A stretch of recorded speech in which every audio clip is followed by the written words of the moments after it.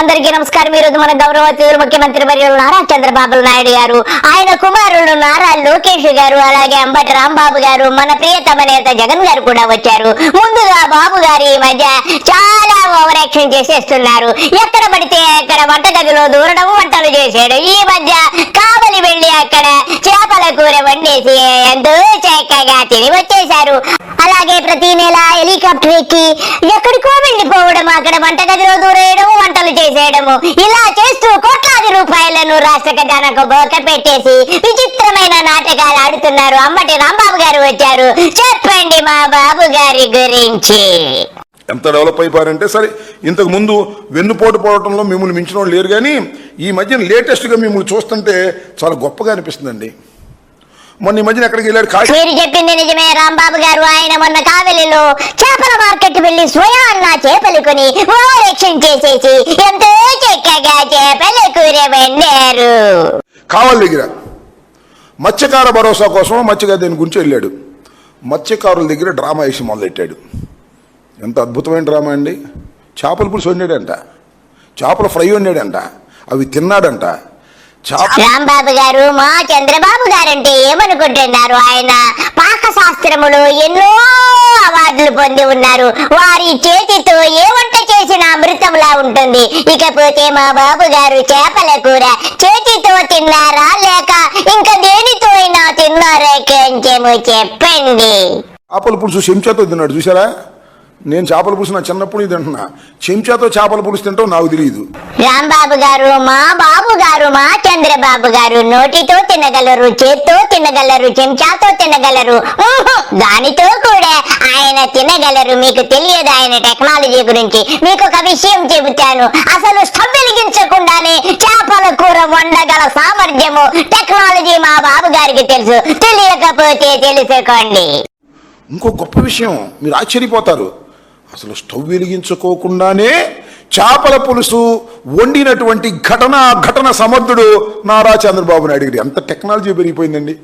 అసలు గ్యాసు మండలేకోకుండా, gas stove వెలిగించుకోకుండా, గ్యాసు స్టవ్ మీద చేపల పులుసు వండినటువంటి ఓ మహానుభావ నారా చంద్రబాబు నాయుడు గారు. ఎందుకయ్యా ఈ డ్రామాలు నాకు అర్థం కాలేదు.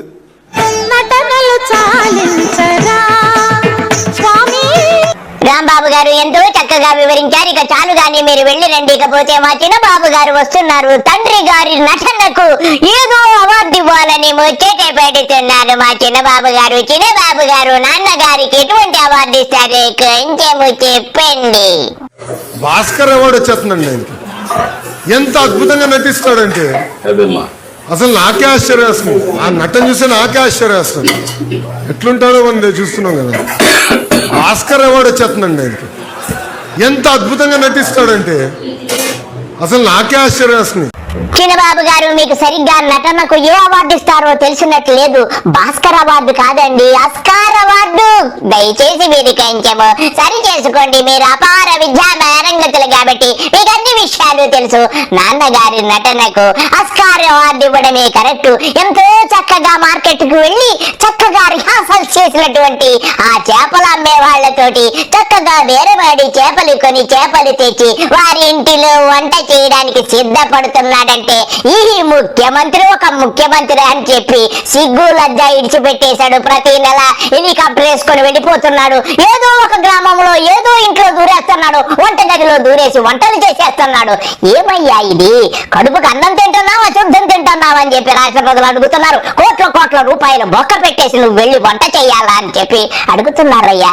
ఏమిటి నీ ప్రవర్తన? మరీ బరితెగించిపోయావు. మరి మోడీకి కళ్ళు పోయాయి, మోడీకి చెవులు దొబ్బాయి, అన్ని దొబ్బాయి. అతను కూడా అలాగే తిరుగుతున్నాడులే.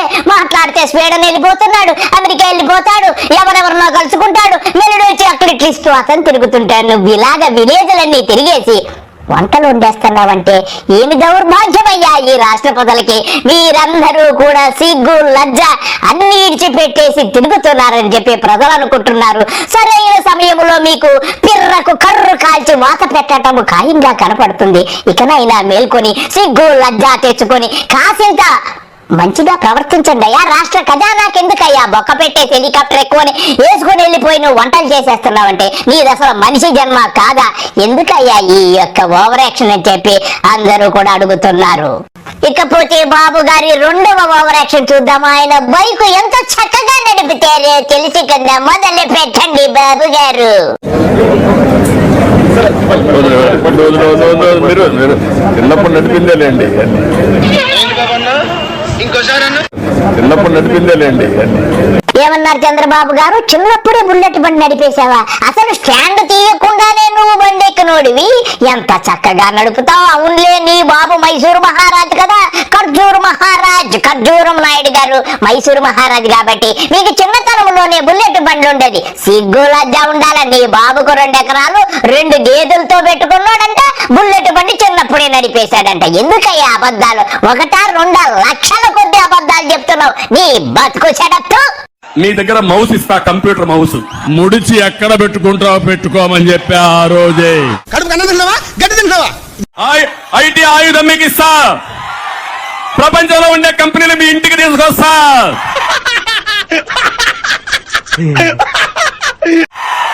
వర్క్ ఫ్రమ్ హోమ్, మీ ఇంట్లో కూర్చొని అమెరికా కంపెనీకి నువ్వు పనిచేయి.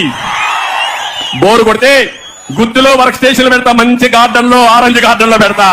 ఏమన్నారు చంద్రబాబు నాయుడు గారు? మౌస్ ఇస్తావా? అసలు నీకు సెల్ ఫోన్ వాడడమే తెలియదు అంటే మౌస్ ఇచ్చేస్తావంట. సరే గాని ఎంతమందికి నువ్వు కంప్యూటర్ మౌస్ ఇచ్చి ఇంటి నుంచే వర్క్ చేయమని చెప్పావో చెప్పు. అలాగే గుర్తులో ఏయో తక్కువ స్టేషన్లు పెడతానన్నావు, ఇప్పటి వరకు ఎన్ని స్టేషన్లు పెట్టావో అది చెప్పు. బతుకొచ్చాడా? నోరు తెరితే. ఇకపోతే ఒక తెలుగుదేశం మహిళా కార్యకర్త గారు వచ్చారు. అమ్మ చెబుతారు, బాబు గారిని దీవించాలని ఎంతో ముచ్చట పడుతున్నారు. బాబు గారు ఎన్నో మేళ్లు చేశారట ఆ మహిళకు. అమ్మ చెప్పండి, బాబు గారు ఎటువంటి మేళ్లు చేశారో మీకు. చంద్రబాబు నాయుడు, నీకు 100 కోటి దండాలు. నీ ప్రభుత్వంలో మేమెంత బాధపడతాం అనుకోలేదు నాయన. నీ ప్రభుత్వం కోసం మమ్మ ఎంతో ఆరాటపడింది. మీ కోసం చీరలు కట్టుకొని ఊరూరు తిరిగినందుకే మా అమ్మకి ఇంత ఇల్లు వాకిలు లేకుండా చేస్తున్నారంటే మీ దేశానికి నమస్కారాలు తండ్రి.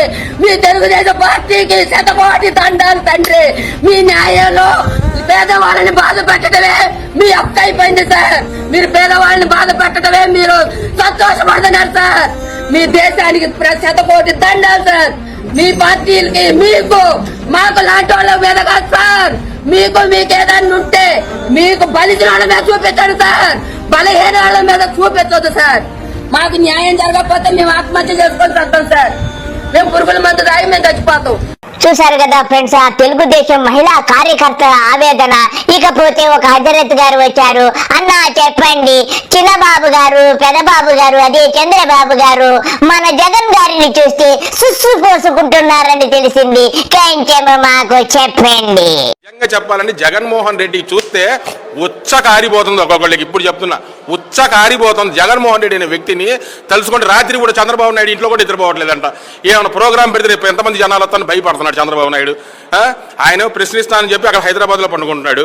ఐటీ శాఖ మంత్రి ఏమో నేను అమెరికా నుంచి ఇంత ఫండ్ తెచ్చాను, లేకపోతే డావోస్ నుంచి ఇన్ని ఫండ్ తెచ్చానని చెప్పేసి చెప్పుకోవడం తప్ప మీరు దేనికైనా ఒక్క నిధులు కూడా తీసుకురాని చేతమ్మ దద్దగారి ప్రభుత్వం ఏంటంటే ఇదే ప్రభుత్వం. ఇకపోతే బాబు గారు సంపద సృష్టించి ఆదాయం పెంచి ఆ యొక్క ధనాన్నంతా బీద వాళ్లకు పనిచేస్తానని చెబుతున్నారు.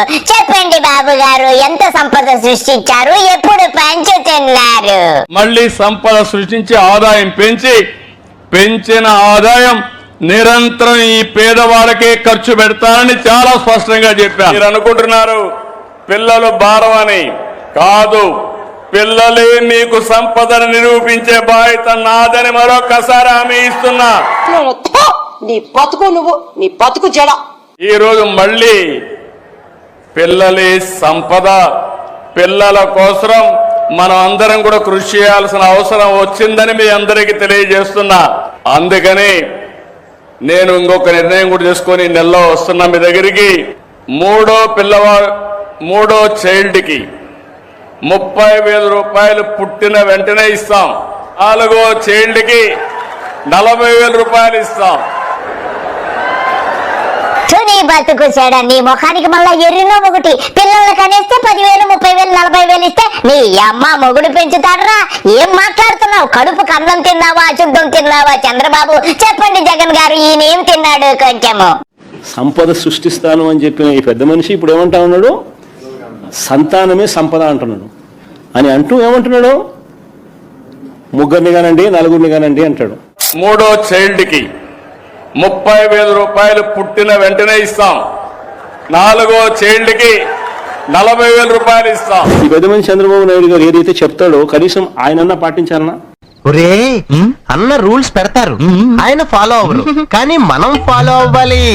కనీసం ఆయన కొడుకైనా పాటించాలన్నా? ఆయన కొడుకు ఒకడే, ఆయనకు ఒకడే, కానీ బీదోళ్ళకి మాత్రం 4 కావాలా? వాళ్ళు చదువుకోకూడదు, వాళ్ళ క్వాలిటీ ఎడ్యుకేషన్ ఇవ్వకూడదు, వాళ్ళకి ఇంగ్లీష్ మీడియం చదువులు ఇవ్వకూడదు, వాళ్ళ బతుకులు ఎప్పుడు చిరిగిపోయి ఉండాలా అనే ఆలోచన, దిక్కుమాలిన ఆలోచన చేయగలిగిన వ్యక్తి ఈ ప్రపంచంలో ఎవడన్నా ఉన్నాడంటే ఒక చంద్రబాబు తప్ప మూడోవాడు ఎవడు ఉండడు.